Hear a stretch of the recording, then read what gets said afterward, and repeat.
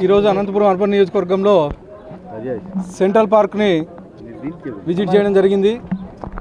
Central park దాదాపు దగ్గర 7 ఎకరాలు ఉంటే 3 ఎకరాలు ఆల్మోస్ట్ ఆల్ ఆక్యుపై చేయడం జరిగింది. ఎవరైతే ఆక్యుపైదారులు ఉన్నారో వాళ్ళందరికీ మున్సిపల్ అధికారులను ఆదేశించడం జరిగింది, నోటీసులు ఇవ్వమని చెప్పేసి.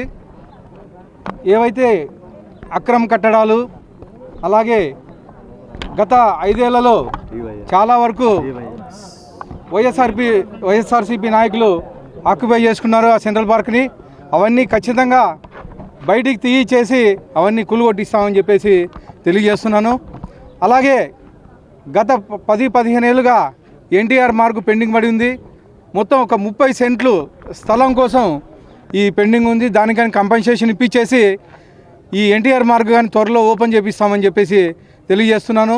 అలాగే అనంతపురం నగర ప్రజలకు ఒకటే చెప్తున్నాను, ఫ్యూచర్లో కానీ ఎక్కడైనా కానీ ఎంక్రోచ్మెంట్స్ కానీ లేకపోతే టౌన్ ప్లానింగ్కి విరుద్ధంగా బిల్డింగ్స్ కానీ ఇంకోటి కట్టినా కానీ టౌన్ ప్లానింగ్ వాళ్ళు చర్యలు తీసుకుంటారని చెప్పేసి తెలియజేస్తున్నాను.